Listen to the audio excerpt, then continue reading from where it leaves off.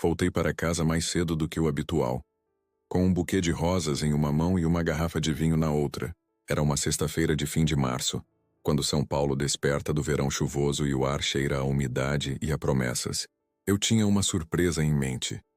Um jantar à luz de velas, talvez um fim de semana para nós dois em algum lugar em Ubatuba, onde poderíamos esquecer o dia a dia. Um casamento precisa de momentos assim, pensei. Um casamento precisa de cuidado. A chave girou na fechadura sem resistência. Silenciosamente. Como se a porta soubesse que deveria me deixar entrar sem aviso. O silêncio reinava na entrada. Mas não era o silêncio normal e reconfortante de uma casa vazia. Era um silêncio denso, estranhamente pesado, como se alguém estivesse prendendo a respiração. A luz na sala estava fraca.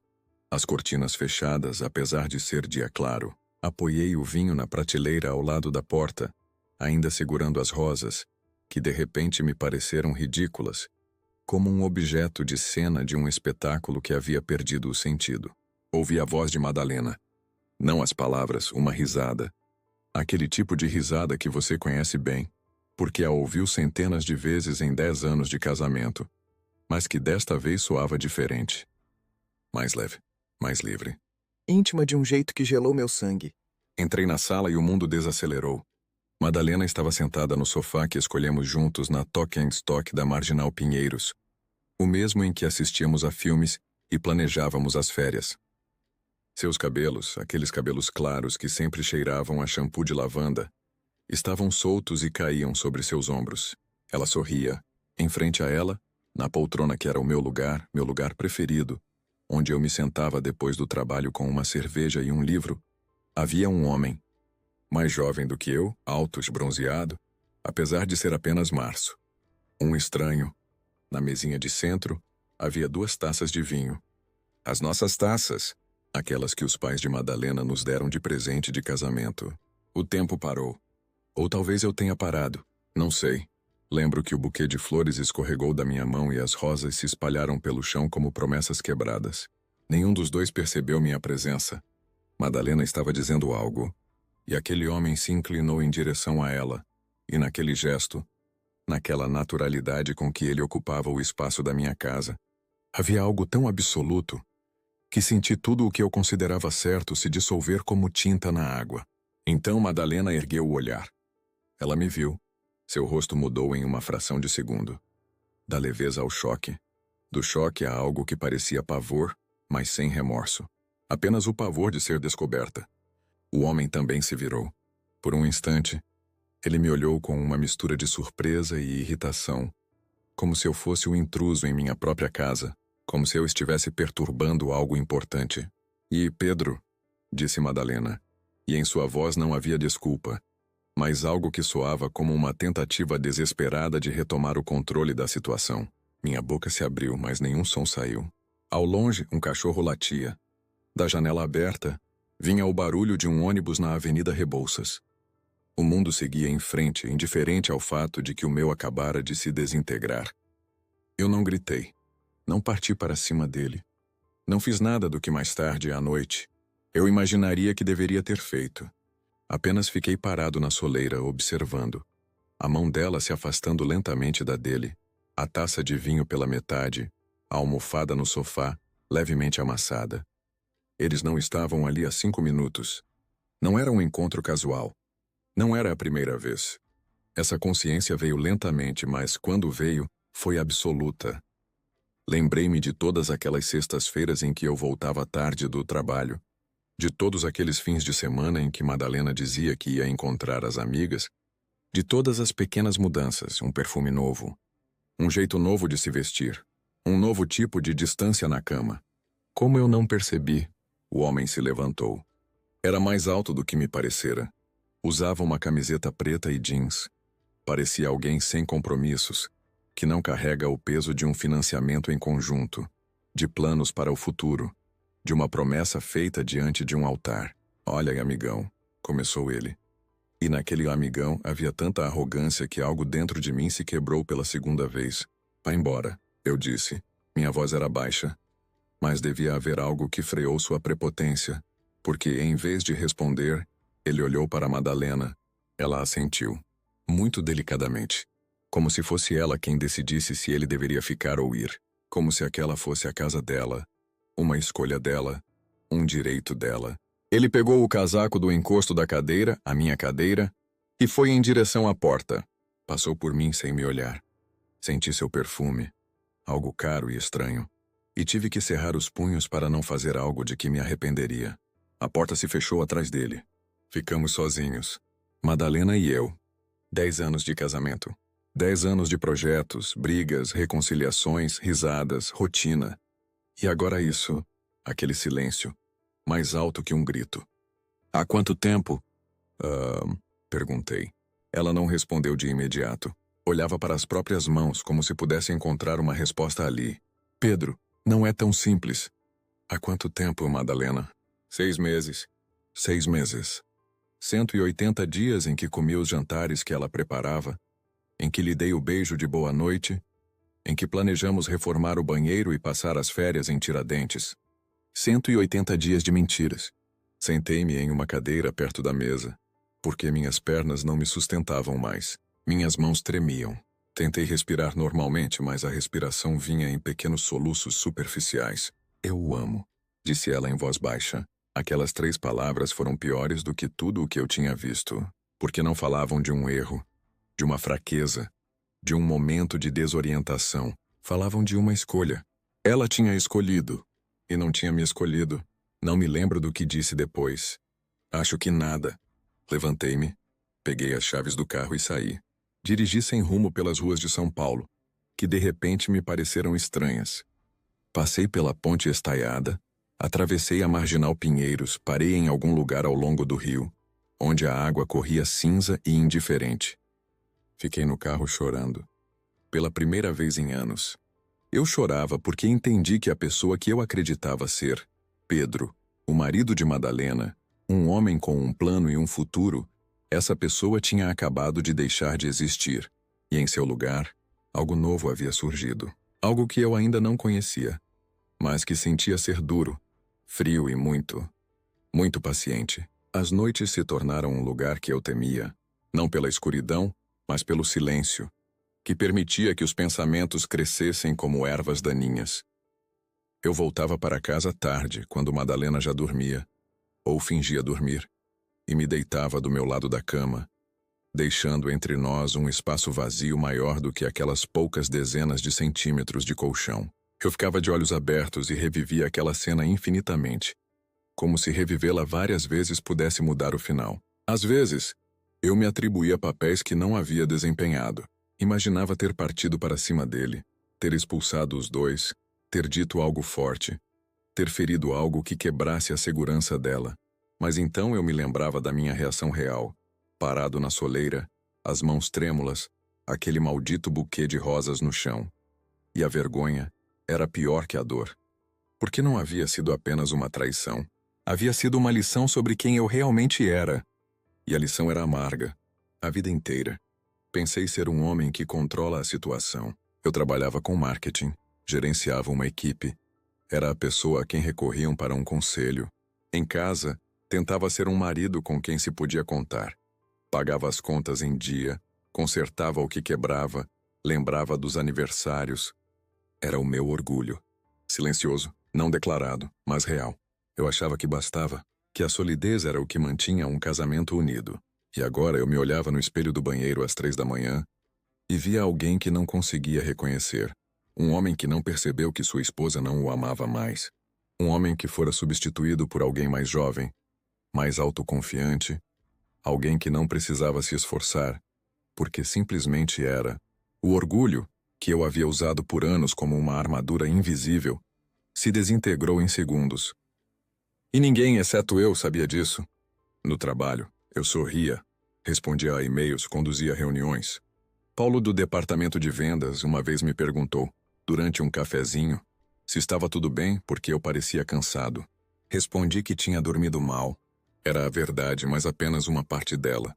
O resto da verdade era humilhante demais para ser dito em voz alta. Porque como você explica a alguém que sua esposa decidiu que você não é o suficiente, que por 6 meses, enquanto você achava que estava tudo bem, ela estava construindo um mundo paralelo com outro? Que os dias que lhe pareciam normais e seguros estavam, na verdade, cheios de mentiras tão precisas que você não tinha chance de descobri-las. A humilhação tem sua própria linguagem. Ela se escreve com pequenas derrotas diárias. Você passa por um casal se beijando na rua e algo dentro de você se quebra, porque você se lembra da última vez que Madalena o beijou assim. Não por obrigação, mas por desejo.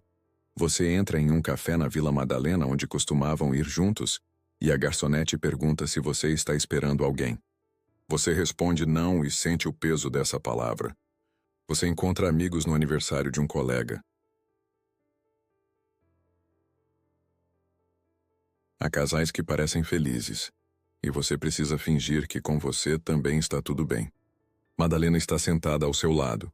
Sorri, toca seu braço enquanto conta uma história. Você é um objeto de cena no espetáculo de normalidade dela. E você atua com ela, porque admitir a derrota é pior que a mentira. Você volta para casa e vê o celular dela sobre a mesa. Ela está no banheiro. Seu coração acelera. Você poderia verificar. Poderia ver as mensagens, as fotos, as provas. Mas você não o faz. Porque, se o fizesse, teria que admitir que suspeita, que está procurando, que não confia mais. Isso significaria que tudo realmente acabou. Então você deixa o celular onde está e se sente um covarde. Uma noite, no final de abril, quando São Paulo começava a cheirar a dama da noite e a vida parecia como se nada de ruim pudesse acontecer, eu não conseguia dormir. Madalena estava deitada ao meu lado, respirando regularmente, tranquila. Talvez estivesse sonhando com algo agradável. Talvez estivesse sonhando com a vida dela com ele. Levantei-me em silêncio para não acordá-la e me sentei na sala. Abri o notebook. Por muito tempo, apenas encarei a tela em branco. Então comecei a escrever. Não me lembro o quê. Talvez uma lista. Uma lista das coisas que eu sentia. Uma lista de perguntas sem resposta.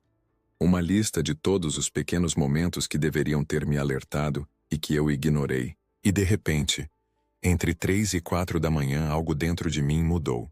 Parei de escrever sobre o que eu sentia e comecei a escrever sobre o que eu sabia. Fatos, datas, toda sexta-feira em que eu voltei tarde. Todo fim de semana em que ela saiu com as amigas. Os recibos de restaurantes que reconheci no extrato do cartão. Lugares onde nunca havíamos estado juntos. As corridas de táxi que ela pedia para endereços que eu não conhecia. Quanto mais eu escrevia, mais eu via. A mentira tinha uma estrutura, tinha um padrão. E esse padrão era tangível. Entendi uma coisa simples, mas absoluta. As emoções me trairiam. Se eu permitisse que elas me guiassem, faria algo estúpido. Escreveria uma mensagem da qual me arrependeria. Levantaria a voz em um lugar onde testemunhas se lembrariam. Destruiria algo que depois teria que justificar. As emoções são alimento para quem quer fazer você passar por louco, instável, por aquele que não sabe lidar com a situação. Mas os fatos são inatacáveis. No dia seguinte, depois do trabalho, fui a um escritório de advocacia na Avenida Faria Lima. Pequeno, discreto, com boas avaliações. O advogado se chamava Tomás Ferreira. Devia ter uns 50 anos e olhos que já tinham visto centenas de casamentos virarem fumaça. Contei-lhe tudo, lentamente, sem drama, com a mesma calma com que descreveria um contrato de trabalho. Ele ouvia. Fazia anotações. Quando terminei, ele me olhou e disse: "Imagino que o senhor queira o divórcio. Bem, e quer fazer isso de forma limpa, sem complicações desnecessárias. Sim, mas também quero que seja justo." Ele sorriu levemente. Não havia malícia naquele sorriso, mas sim compreensão. A justiça em divórcios é uma raridade, sim, Sr. Pedro. Mas podemos tentar. Conversamos sobre os procedimentos, a divisão de bens, o que serviria como prova. Tomás sugeriu um detetive particular. Ele conhecia alguém que trabalhava de forma discreta e profissional. Hesitei por um momento. A ideia de um estranho seguindo minha esposa me parecia saída de um filme de suspense de baixa qualidade. Mas então pensei em todas aquelas noites em que ela fingiu que estava tudo bem, em cada mentira dita com um tom natural. "Por favor, organize isso", eu disse. Saí do escritório com algo que não tinha há semanas. Um plano, uma maneira de transformar aquele caos em algo concreto. Eu ainda não sentia paz, mas sentia outra coisa. Controle. Pequeno, frágil bem mais meu. Parei de chorar. Parei de verificar o celular dela com a imaginação. Parei de imaginar cenas em que eu gritava ou implorava. Comecei a observar, a tomar notas, a esperar. Madalena percebeu que eu havia mudado. Uma noite no jantar, ela me perguntou se estava tudo bem, se eu estava bravo com ela. Eu disse que estava apenas cansado. Até sorri para ela. E por dentro, senti uma estranha satisfação. Porque agora era eu quem tinha um segredo. Agora era eu quem conduzia o jogo. O orgulho havia se esfarelado, é verdade. Mas de suas ruínas eu estava começando a construir algo novo. Algo duro, paciente e absolutamente livre de ilusões. O detetive que Tomás me recomendou se chamava Tiago Ferreira. Nos encontramos em um pequeno bar em Pinheiros, longe de lugares onde poderíamos encontrar conhecidos. Ele era baixo, forte, com cabelos grisalhos e um rosto fácil de esquecer. Uma característica ideal para sua profissão. Pediu um café preto sem açúcar e abriu uma pasta marrom na minha frente. Faço este trabalho há 20 anos, disse ele sem rodeios. Já vi de tudo. E vou lhe dizer uma coisa sincera. Em 90% dos casos, as pessoas já sabem a verdade antes de virem até mim. Elas só precisam das provas. É exatamente isso que eu quero, respondi. As provas. Ele assentiu. Tirou um bloco de notas e uma caneta. Conte-me tudo. A rotina da sua esposa. Os lugares que ela frequenta. As pessoas que encontra. Quanto mais eu souber, mais rápido e discretamente resolverei a questão. Falei sobre as sextas-feiras, os fins de semana, as súbitas mudanças de plano. Sobre o fato de Madalena ter começado a frequentar um novo curso de ginástica. Yoga, ela dizia. Embora nunca tivesse se interessado por esportes antes. Sobre o fato de ter comprado roupas novas, mudado o penteado, começado a usar um perfume que eu não lhe dei. Tiago anotava tudo com calma, sem comentar. Quando terminei, ele fechou o bloco e me olhou nos olhos. Levará 2, talvez 3 semanas. Vou precisar de uma foto dela, do número da placa do carro dela, dos endereços que lhe interessam. E então você receberá um relatório, fotos, registros, detalhes. Tudo o que se sustentará em um tribunal. Em um tribunal, repeti. Em um tribunal, ele confirmou. Porque imagino que é para lá que estamos indo, certo? Sim. Apertamos as mãos. Uma mão fria, firme, profissional. Sem compaixão, mas também sem julgamento. Para mim estava bom. Eu não precisava de um terapeuta. Precisava de alguém que fizesse seu trabalho. As 3 semanas seguintes foram as mais estranhas da minha vida. Por fora, tudo parecia normal. Eu ia para o trabalho. Voltava para casa, jantava com Madalena. Às vezes assistíamos a uma série juntos. Conversávamos sobre trivialidades. O tempo, as obras na casa dos pais dela, a necessidade de trocar a lava-louças. Éramos como atores encenando uma cena em que haviam deixado de acreditar há muito tempo. Mas continuavam a dizer suas falas porque era mais fácil. Mas por dentro, eu estava completamente em outro lugar. Eu observava. Anotava. Cada detalhe, cada pequena mentira se tornava um tijolo na construção que eu estava erguendo. Madalena disse que na sexta-feira iria ao aniversário de uma amiga, Ana. Mais tarde verifiquei o perfil de Ana no Facebook. Não havia nenhuma postagem sobre seu aniversário. No dia seguinte, ela mencionou ter ido ao cinema com as colegas.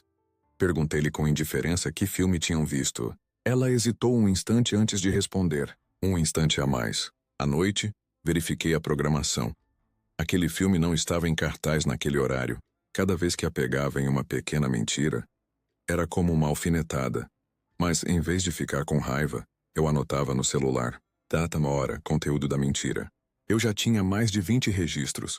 Tiago ligou depois de 2 semanas e meia. Tenho tudo, disse ele brevemente. Pode passar no escritório amanhã de manhã? Naquela noite, não dormi.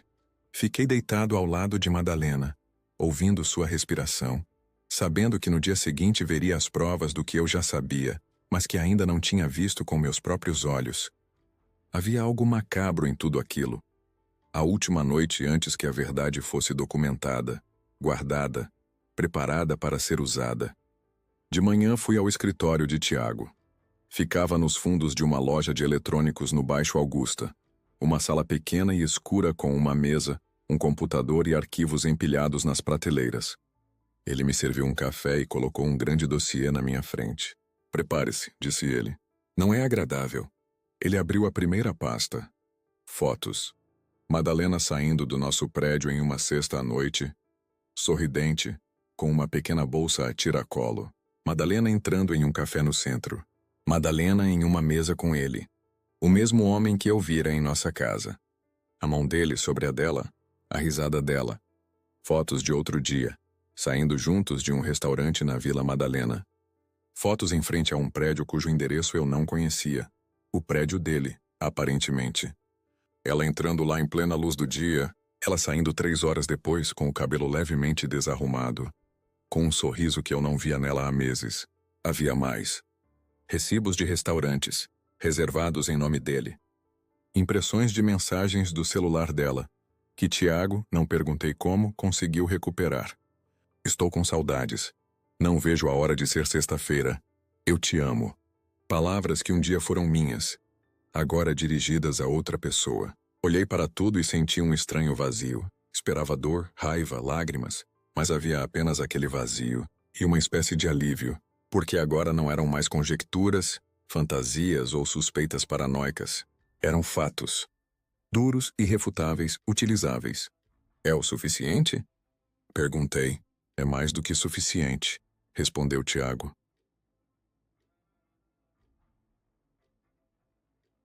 Com este material, seu advogado terá vida fácil. Peguei uma cópia dos documentos e fui direto ao escritório de Tomás. Espalhei tudo sobre sua mesa. Ele leu em silêncio, às vezes assentindo, às vezes fazendo anotações à margem. Este é um trabalho sólido, disse ele no final. Com isso, podemos prosseguir. Agora precisamos proteger seus interesses. Finanças, patrimônio, proteger-se caso ela tente esconder algo. Conversamos por 2 horas. Tomás me explicou passo a passo o que eu deveria fazer. Primeiro, mudar todas as senhas das contas conjuntas. Depois, abrir uma conta separada para transferir minhas economias. Fazer uma lista detalhada dos bens comuns. O apartamento, o carro, os móveis, tudo o que havíamos comprado juntos. Guardar em segurança os documentos do imóvel, as apólices de seguro, os contratos de trabalho, tudo o que pudesse ser útil durante a partilha. As pessoas muitas vezes agem por impulso, disse Tomás. Fazem movimentos precipitados, transferem dinheiro, vendem coisas. Depois, no tribunal, essas decisões pegam mal. Você não pode cometer esse erro. Tudo deve ser limpo, transparente, legal. Entendo. E mais uma coisa, acrescentou ele, olhando-me diretamente nos olhos. Sua esposa, mais cedo ou mais tarde, vai descobrir que você sabe de algo. Talvez hoje, talvez em uma semana. Quando isso acontecer, ela começará a agir. Por isso, você precisa estar um passo à frente. Todos os movimentos devem ter sido feitos antes que ela possa reagir. Ele tinha razão. Eu não podia esperar. Tinha que agir. Naquele mesmo dia, depois do trabalho, fui ao banco, abri uma nova conta apenas em meu nome. Transferi para ela metade das economias da conta conjunta. A minha parte, nada mais, nada menos. Mudei as senhas de todos os serviços compartilhados. Banco, e-mails, nossa conta no site de comércio eletrônico. Fiz uma cópia de todos os documentos importantes e os deixei no escritório de Tomás. Cada um desses passos era pequeno, administrativo, tedioso, mas junto formavam algo maior. Um escudo que me protegeria do caos que estava por vir. E cada vez que eu clicava em confirmar, que assinava um formulário, que recebia um comprovante, sentia que estava recuperando um pedaço de mim mesmo. Em casa, eu agia normalmente. Talvez até mais do que o normal. Eu estava calmo, educado, às vezes até gentil. Madalena ficou visivelmente surpresa. Uma noite, no jantar, ela me perguntou se estava tudo bem, se algo havia mudado no trabalho, porque eu parecia mais tranquilo. Apenas cheguei a certas conclusões, respondi, sorrindo levemente. Acho que está me fazendo bem. Ela assentiu, mas vi em seus olhos uma sombra de incerteza. Nas últimas semanas, ela se acostumara ao meu desespero silencioso, ao meu estado abatido, ausente. E agora, de repente, eu estava calmo. Isso a preocupava. Ótimo, que se preocupasse, porque a paciência tem seu poder. Não é barulhenta como a raiva nem dramática como o desespero. É silenciosa, metódica, invisível, mas é eficaz. E a cada dia, eu sentia como essa paciência estava construindo algo que eu havia perdido. O respeito por mim mesmo. Eu não era mais o homem que fora traído e não fez nada. Eu era o homem que havia retomado o controle, que coletava os fatos, protegia seus interesses, se preparava para o que era inevitável. E quando finalmente chegasse a hora de revelar a verdade, eu estaria pronto. Não com gritos, não com lágrimas, mas com os documentos em mãos e a lei do meu lado. Maio trouxe um calor que mentia. O sol brilhava. As pessoas sorriam nas ruas. São Paulo parecia um cartão postal. E eu estava dando entrada no pedido de divórcio. Havia um estranho contraste nisso, que de alguma forma me divertia sombriamente. A vida seguia em frente, indiferente às pequenas tragédias que se desenrolavam nos bastidores. Tomás havia preparado tudo com perfeição. Os documentos eram inatacáveis, as provas organizadas cronologicamente, cada foto, cada recibo, cada mensagem descrita com uma precisão que não deixava espaço para dúvidas. Não havia drama, não havia acusações lançadas sob o calor da emoção. Havia apenas uma descrição fria e imparcial dos fatos. Na data X, a cônjuge se encontrava no local Y com uma terceira pessoa. Prova, fotografia, testemunho, recibo. Simples, limpo, irrefutável. Quando Madalena recebeu os documentos, eu estava no trabalho. Recebi dela 13 chamadas não atendidas em 1 hora. Depois com uma mensagem: "Precisamos conversar agora." Não respondi imediatamente. Esperei até a noite.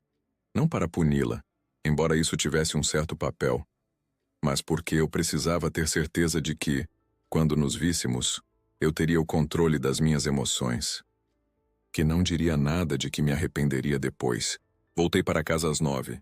Madalena estava sentada na sala com os documentos espalhados na mesinha de centro. Seus olhos estavam vermelhos, mas naquele momento ela não chorava. Olhava para mim com uma mistura de choque e algo que parecia indignação. "O que é isso?" perguntou ela, levantando o pedido de divórcio. "Acho que aí dentro está tudo explicado. Pedro, mas podemos conversar. Você não precisa..." "Não preciso o quê?" interrompia com calma. "Dar entrada nos papéis? Madalena, você levou uma vida dupla por 6 meses. Mentiu para mim todos os dias. E agora, de repente, quer conversar?" Ela emudeceu. Folheava os papéis, detendo-se nas fotos. Vi seu rosto mudar de cor. Ela havia entendido. Tudo estava documentado. Cada encontro, cada mentira, cada momento que ela achava que permaneceria privado. "Você me mandou seguir?" sussurrou ela. "Eu defendi meus interesses." "Isso é doentio." Ri brevemente, sem humor. "Doentio? Madalena. Por 6 meses você foi para a cama com outro homem. Você o convidou para a nossa casa. Usou nosso dinheiro para seus encontros com ele. E agora eu sou o doentio porque coletei as provas." Ela não teve resposta. Ou tinha muitas e nenhuma soava bem. Permaneceu em silêncio, apertando os papéis nas mãos como se pudesse fazê-los desaparecer. "Podemos resolver isso amigavelmente," eu disse finalmente. "Divisão de bens conforme a lei, sem alarde desnecessário. Ou podemos ir para o tribunal e tudo virá a público. A escolha é sua." Ela me olhava como se visse um estranho. E talvez tivesse razão. Talvez eu fosse um estranho. O homem que ela conhecia, aquele Pedro calmo e previsível, não existia mais. Em seu lugar, havia alguém mais duro. Alguém que aprendera a jogar o jogo que ela jogava há meses. No final, ela concordou com uma resolução consensual. Tomás preparou um acordo. Uma divisão justa, sem guerras inúteis. O apartamento foi vendido. Cada um de nós ficou com sua metade. Os bens pessoais foram divididos. Tudo aconteceu em uma atmosfera de transação fria e profissional. Como se estivéssemos fechando uma empresa e não um casamento de uma década. Mas o divórcio era apenas metade da história. A outra metade se desenrolava em outros lugares. Nos lugares onde a reputação importa. Eu não gritei a verdade aos 4 ventos. Não fiz posts em redes sociais. Não enviei e-mails em massa para os amigos. Não precisei. A verdade tem seu próprio jeito de vir à tona. Especialmente quando é apoiada por fatos. Começou com pequenas coisas. Encontrei Marco, um colega de Madalena, em uma loja na Vila Madalena. Ele me perguntou como eu estava, porque tinha ouvido que estávamos nos divorciando. Respondi simplesmente: sim, estamos nos divorciando. Madalena estava saindo com outro há 6 meses. Não disse isso com veneno. Não adicionei detalhes sórdidos. Apenas o fato. Vi como a notícia o atingiu. Primeiro surpresa, depois compreensão. Depois aquele aceno de cabeça característico, como se ele estivesse juntando as peças de um quebra-cabeça que de repente se encaixavam. Puxa, Pedro, sinto muito, disse ele. Eu não fazia ideia. Nem eu, por muito tempo. A mesma cena se repetiu com outros. Um encontro no aniversário de uma amiga em comum. Alguém perguntava o que havia acontecido. Eu respondia com o mesmo tom calmo. Sem emoção, sem acusações. Apenas os fatos. E a verdade começou a viver sua própria vida. Eu não precisava provar nada. Não precisava convencer ninguém. As pessoas tiravam suas próprias conclusões. A mulher que por anos construiu a imagem de uma esposa dedicada, de repente, se revelou ser outra pessoa. E em nosso círculo, entre pessoas para quem a confiança e a honestidade eram valores, isso teve consequências. Comecei a notar mudanças. Os convites para eventos sociais pararam de chegar para Madalena. As amigas em comum, que antes se consideravam suas confidentes, agora mantinham distância. Ninguém a rejeitou publicamente, ninguém fez cenas. Simplesmente. As portas que antes estavam abertas começaram a se fechar silenciosamente. Havia um casal, Ana e Tomás, com quem havíamos passado anos de fins de semana, férias na Bahia, réveillon, churrascos. Um dia, Tomás me ligou e me convidou para tomar uma cerveja. Só a mim. Conversamos sobre tudo, trabalho, projetos, vida. No final do encontro, ele me disse: sabe, Pedro, sempre te respeitei. Mas a maneira como você lidou com essa situação... É preciso ter força. Nem todo mundo conseguiria se manter humano em circunstâncias assim. Eu não respondi. Apenas assenti. Mas suas palavras me tocaram. Porque não era pena. Era reconhecimento. No trabalho foi a mesma coisa. Não precisei explicar nada a ninguém. Mas as pessoas sabiam. As notícias correm rápido, especialmente em um ambiente relativamente pequeno. E embora ninguém comentasse em voz alta, senti uma mudança na maneira como me olhavam.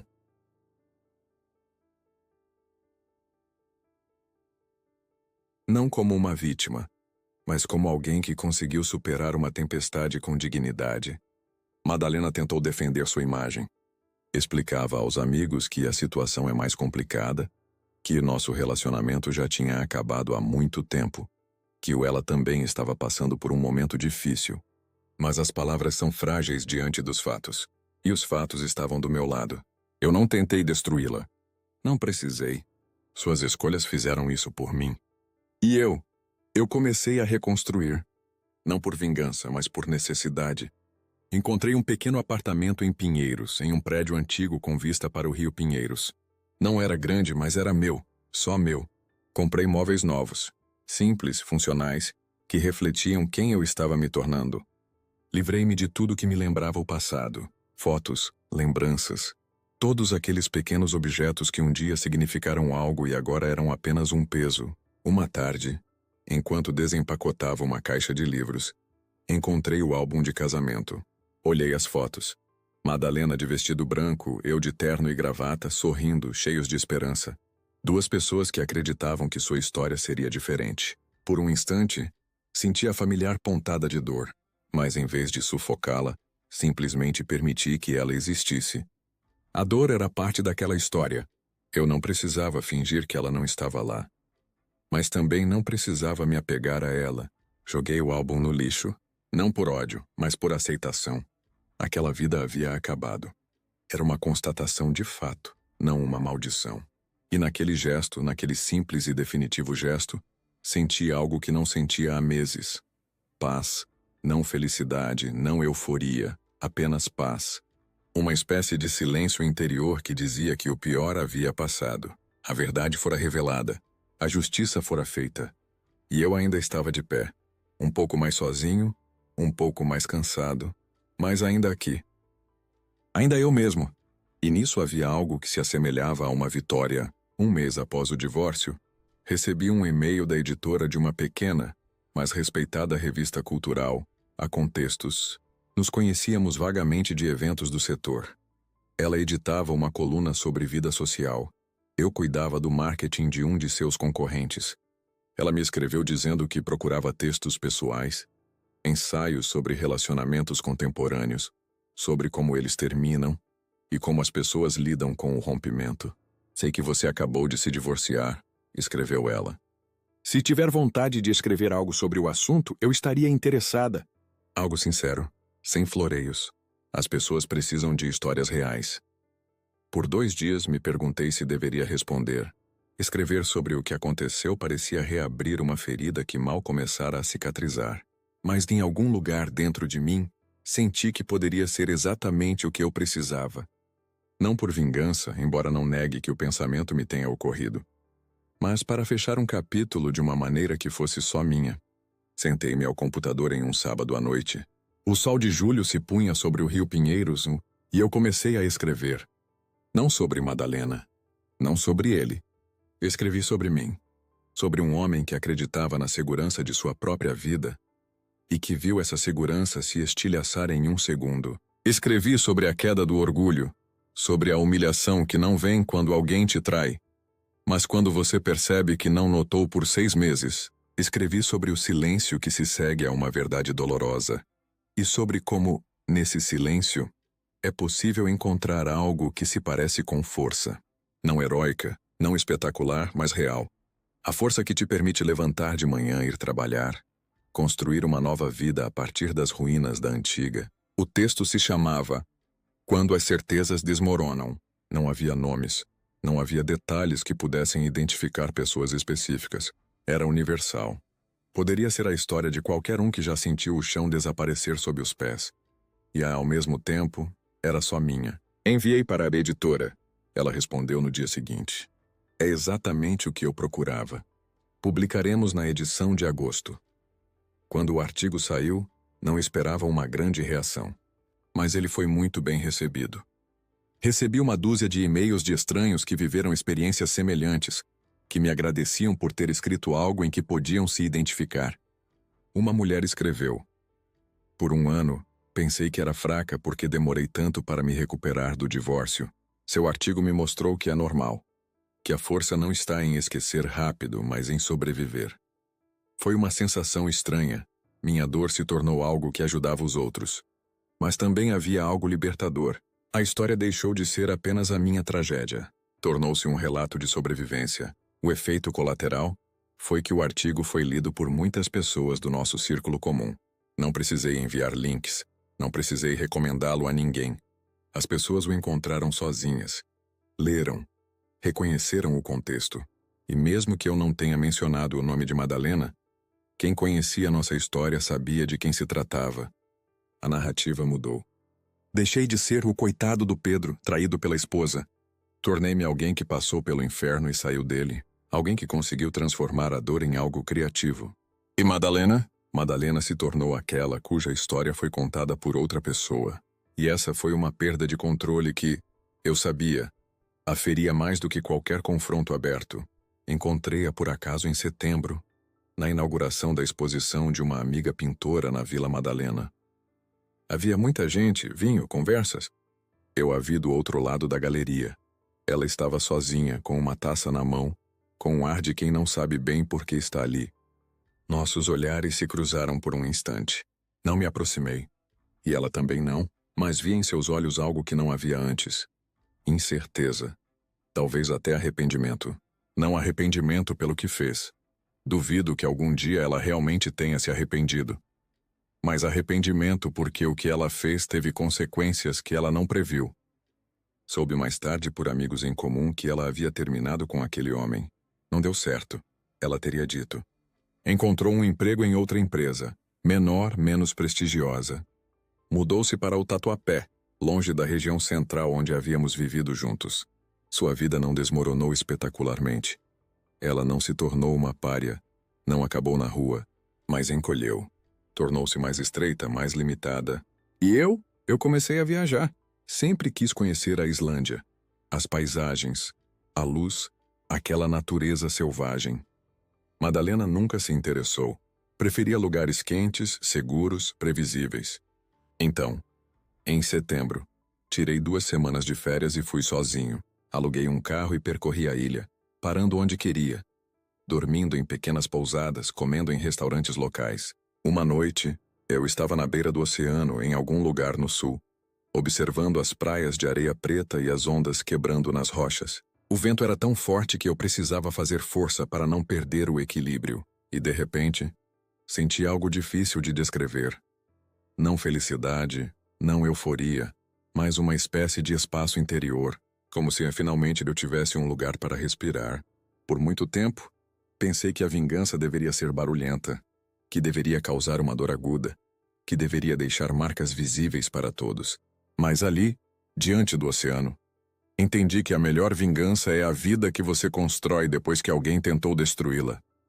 O fato de que você se levanta, que segue em frente, que encontra alegria em lugares que antes não conhecia. Madalena me tirou a segurança, o conforto, o futuro que havíamos planejado, mas não me tirou quem eu era. E quando entendi isso, quando realmente caiu a ficha, senti que havia vencido. Voltei para São Paulo diferente, não curado. Ainda havia momentos em que as memórias voltavam como fantasmas, mas mais forte. Comecei a ir à academia, não para provar algo a alguém, mas para mim mesmo, para sentir que tinha o controle do meu corpo, que podia mudá-lo, fortalecê-lo, moldá-lo. Matriculei-me em um curso de fotografia, algo que sempre me interessou, mas para o qual nunca tive tempo. Descobri que tinha um bom olho. Minhas fotos eram cruas, às vezes melancólicas, mas tinham algo de autêntico. O professor, um fotógrafo antigo que fez reportagens a vida inteira, uma vez me disse depois de uma aula: dá para ver que você passou por algo pesado. Dá para sentir nas suas fotos. Mas não é fraqueza, é profundidade. Nesses meses construí algo novo. Não por despeito a Madalena, mas para mim mesmo. E essa era a diferença que importava. Uma noite de novembro, eu estava sentado em um café no Itaim Bibi com Tomás, meu advogado, que nesse meio tempo se tornou uma espécie de amigo. Conversávamos sobre banalidades, quando em certo momento ele me perguntou: satisfeito com a forma como as coisas terminaram? Pensei por um instante. Não diria satisfeito, mas em paz. Sabe, por muito tempo, pensei que queria que ela sofresse, que se arrependesse, que implorasse por perdão, que sua vida desmoronasse. Mas agora só quero que a minha vida seja boa. E ela é, não perfeita, mas boa. Isso basta. Ele assentiu, sorrindo levemente. Isso é sabedoria, Pedro. A maioria das pessoas nunca chega a isso. Talvez ele tivesse razão. Ou talvez eu estivesse apenas cansado de odiar. Ou talvez eu tivesse entendido que a melhor vingança é aquela que a outra parte nem percebe. É ser feliz quando esperam que você esteja destruído. É a paz quando contavam com o caos. Madalena provavelmente estava vivendo sua vida em algum lugar. Talvez pensasse em mim. Talvez não. Talvez se arrependesse. Talvez achasse que fez a coisa certa. Eu não sabia. E tinha deixado de me importar. Porque a vingança não consistia em destruí-la. Consistia em me reconstruir. E eu me reconstruí. Lentamente, pacientemente. Um pedaço de cada vez. E quando finalmente me vi de pé sobre minhas próprias pernas, quando me senti eu mesmo de novo, não o antigo eu, mas alguém novo, mais consciente, mais resiliente, entendi que aquela era a verdadeira vitória. Não a derrota dela, a minha vitória. O inverno chegou ameno naquele ano. A primeira frente fria veio em junho, trazendo uma garoa fina e silenciosa, cobrindo São Paulo com um manto cinzento que abafava os ruídos da cidade. Eu estava na janela do meu apartamento em Pinheiros, observando as gotas caírem sobre o rio Pinheiros, dissolvendo-se na água escura. Havia algo reconfortante naquele ciclo eterno, naquele ritmo da natureza que continua, indiferente aos dramas humanos. Fazia 1 ano desde aquela noite de março, quando entrei em casa com as rosas na mão e vi minha vida se despedaçar. 1 ano, o mesmo tempo que durou a mentira de Madalena, uma estranha simetria. Mas agora, na janela do meu apartamento, em um espaço que eu criei só para mim, sentia algo que não sentia há muito tempo. Paz, não a felicidade perfeita dos filmes românticos. Não a euforia dos primeiros tempos de uma paixão. Paz profunda, estável, real. Minhas manhãs mudaram. Eu me levantava às 6, mesmo nos fins de semana, e ia correr ao longo da Marginal Pinheiros. O frio beliscava minhas bochechas, a respiração se condensava no ar, mas eu amava aquela rotina. O corpo que por meses suportou apenas o peso da dor começava a ser um instrumento para outra coisa. Força, saúde, energia. Depois da corrida, eu voltava para casa, preparava um café e me sentava com um livro. Coisas simples, pequenos rituais, mas juntos compunham algo maior, uma vida que era minha.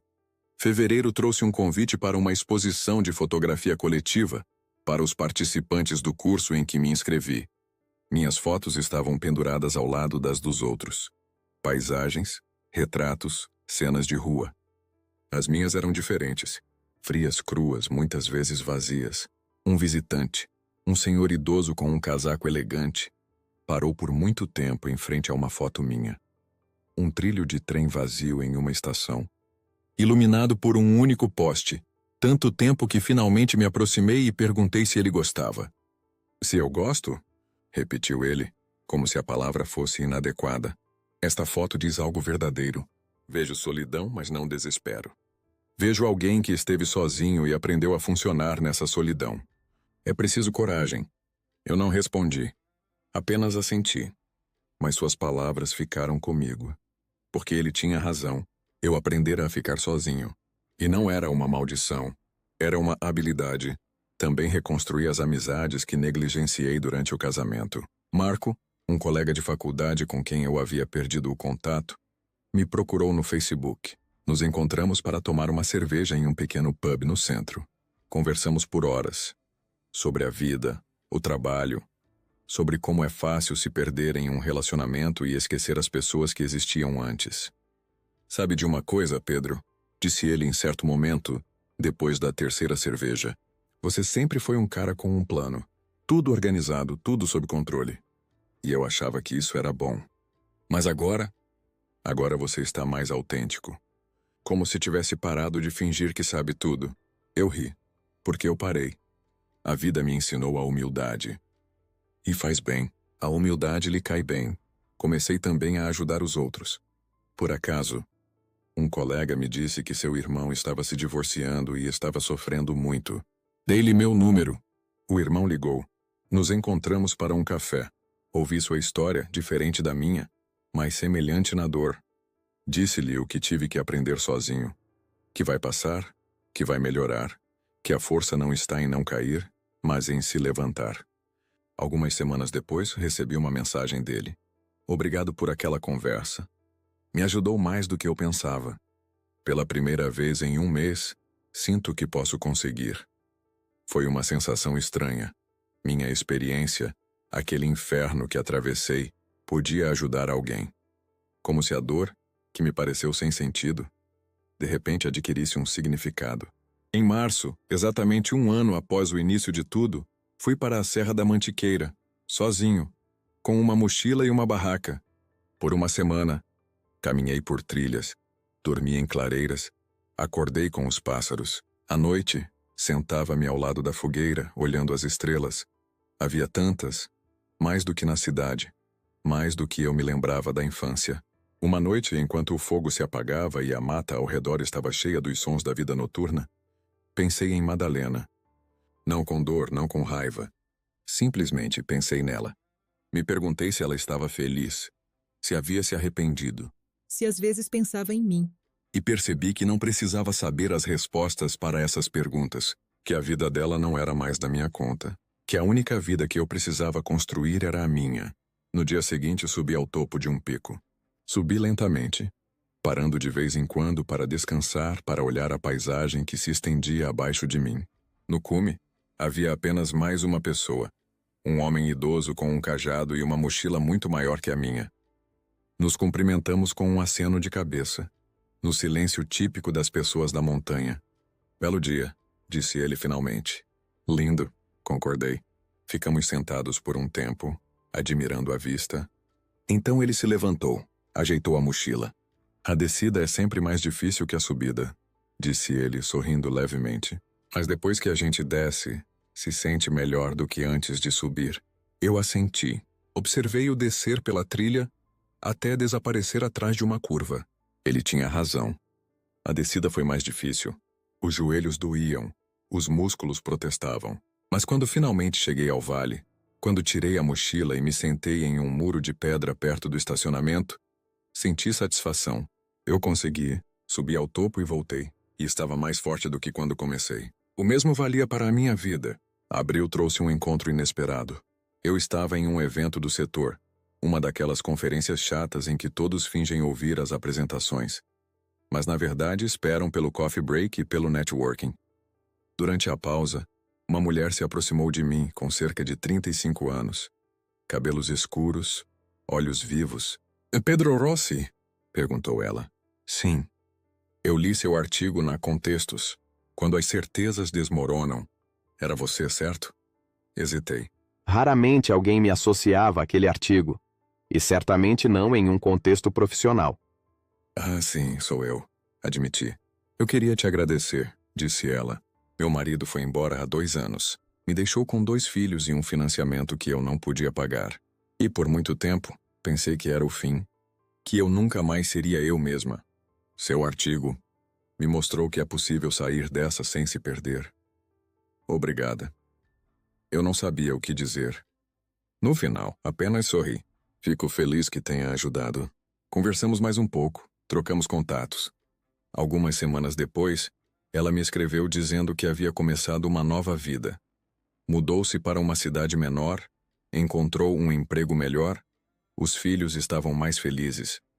Às vezes, é preciso perder tudo para entender o que realmente tem valor, escreveu ela. Ela tinha razão. Agora, sentado à janela em dezembro, 1 ano e 9 meses depois daquele dia de março, entendo algo que não entendia na época. A traição de Madalena não foi o fim. Foi o começo. Não o começo que eu teria desejado. Ninguém deseja um começo assim. Mas algo que foi necessário. Aprendi que a dignidade não consiste em nunca ser traído. Consiste em como você reage quando isso acontece. Se você escolhe o caos ou se escolhe o controle, se você deixa que isso te destrua, ou se usa isso para se reconstruir. Aprendi que a vingança não precisa ser barulhenta. Que a melhor vingança é uma vida bem vivida. É se olhar no espelho e ver alguém que você respeita. É dormir em paz e sem o peso da mentira. Aprendi que um amor baseado no controle não é amor, e que é melhor estar sozinho do que com alguém que finge. Madalena está lá fora, em algum lugar, vivendo sua vida. Talvez esteja feliz, talvez não. Eu não sei. E não preciso saber, porque o capítulo dela na minha história acabou. E o meu capítulo apenas começou. Lá fora, a garoa parou. O céu está clareando. Um pálido sol de inverno surge entre as nuvens. Pego meu casaco, calço os tênis. É hora de ir correr. É hora de seguir em frente. Porque é isso que estou fazendo, vivendo. E esta é a minha vitória.